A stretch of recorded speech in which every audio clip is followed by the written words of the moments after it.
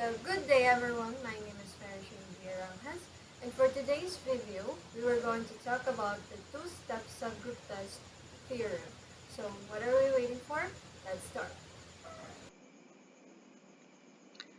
So in this video, we are going to see the proof of two steps theorem or two-step subgroup test theorem. So two-step subgroup test theorem states that let G be a group and H be a non-empty subset of group G. If A and B is in H, whenever A and B are elements in H, and A inverse is in H whenever A is an element in H, then H is a subgroup of G. So, in order to prove this theorem, we will show that if it satisfies all the given conditions in these statements, then H itself forms a group under the operation in G, and thus H will become a subgroup of group G. So these are the four properties: associative, closure, inverse, and identity. So proof, we have given that G is a group and H is a non-empty subset of group G. Now we will prove all the four properties of the properties of group one by one.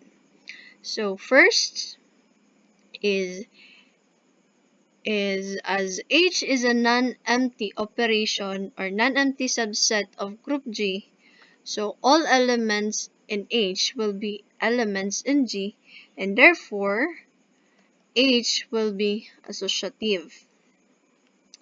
Now, second, it is given that for all elements in A and B in H, A times B element in H, this implies that H is closed with respect to the operation in G. Third, for all elements A and H, we have A inverse, again an element in H. So thus every element of H has inverse in H. Lastly, we have for all elements in A in H, A inverse is in H. Now, from the given condition for elements A and B inverse elements in H, we have A times B is again in H. So here, in this particular case, we get A times A inverse will be in H, that is identity will be in element H. So as H satisfies all four properties of group for the binary operations in a group, therefore H is a group with respect to the binary operations in group G, and thus H becomes a subgroup of G, and that proves the given theorem.